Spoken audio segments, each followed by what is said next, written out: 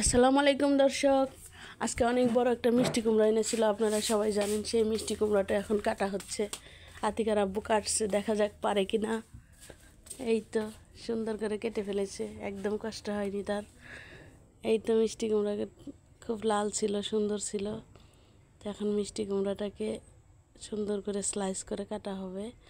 আর এইগুলাকে ভালো মানে বিভিন্ন কিছু রান্না করা যাবে, কারণ একটা মিষ্টি কুমড়া দিয়ে তার এক রকম রান্না করলে হবে না, কারণ আমরা মানুষ কম। বিভিন্ন সাইজ বিভিন্ন রকমের তরকারি রান্না করে আমরা খাবো ইনশাল্লাহ। তো এখন এরকম বড় বড় সাইজ করে কাটা হলো। তো আজকে আমরা স্পেশাল ভর্তা বানাবো, মিষ্টি কুমড়ার ভর্তা। তো আমাদের সঙ্গী থাকুন, দেখতে পারবেন কীভাবে মিষ্টি কুমড়ার ভর্তা বানানো হয়।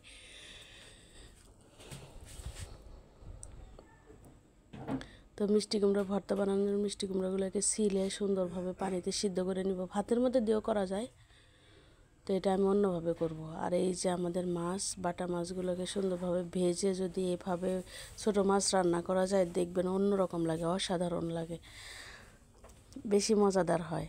তা আমরা তো সবসময় কাঁচা মাছটাকে এটার মধ্যে দিয়ে মাখিয়ে রান্না করি, কিন্তু ওইটার চেয়ে যদি মাছটাকে একটু হালকা ভেজে নেওয়া যায়, টেস্টটা আরও বেশি বেড়ে যায়। তো এটার মধ্যে কিছু টমেটো কুচি, আলু কুচি, নতুন আলু, তারপর কাঁচামরিচ, পেঁয়াজ, তারপরে হচ্ছে একটু ধনিয়া পাতা, তারপরে হচ্ছে জিরার গুঁড়া, হলুদ, মরিচ, ধনিয়ার গুঁড়া দিয়ে একদম সুন্দরভাবে মাখামাখো করে মাখতে হবে। যত বেশি মাখা যাবে তত মজা হবে। এই তো মাছ ভাজিটা হয়ে গেছে, এক পাশ, আরেক পাশ হয়ে যাবে।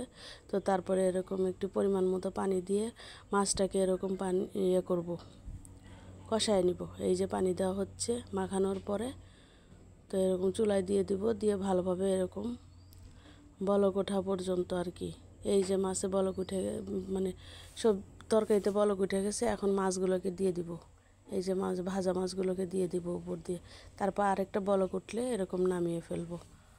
তো এরকম করে রান্না করলে অনেক অনেক মজা হয়। আপনারা একদিন বাসায় ট্রাই করে দেখবেন, যা সত্যি আমার কথার মিল আছে কিনা।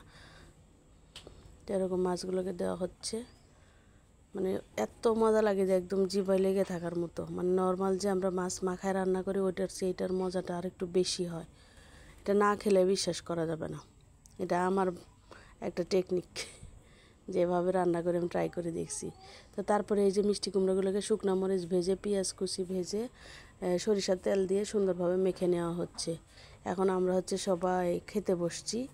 তো আমার বাচ্চাদের এটা পছন্দের খাবার, ওরা যেভাবে চায় আমি সেভাবে রান্না করি। এটা ভর্তা হোক, ভাজি হোক, যেভাবে হোক। ওরা ছোটো মাছ খায় না, তো এটার খাবে, আলু টমেটোর যে মাখানো ঝোলটা ওইটা খাবে। তো এই যে মাছটার লুক কত সুন্দর হয়েছে। তো এই যে মিষ্টি কুমড়া ভাজি, ভর্তা সবার পাতে পাতে এরকম দিয়ে দিচ্ছি। তো আমার বাচ্চারা অপেক্ষা করতেছিল কখন খাবে কখন খাবে। তো এই তো আমাদের খাওয়া শুরু হয়ে গেছে। তো এরকম এভাবে আমরা এরকম সাদা সিধা খাবার খুব মজা করে সবাই মিলে খাই। তো আপনারা সবাই আমাদের ভিডিওটাকে এরকম লাইক কমেন্ট শেয়ার করবেন, যেন আমরা আরও সুন্দর সুন্দর ভিডিও বানানোর উৎসাহ পাই। সবাইকে ধন্যবাদ আমাদের ভিডিওটি কষ্ট করে দেখার জন্য। আশা করি পরবর্তী ভিডিওটাও দেখবেন।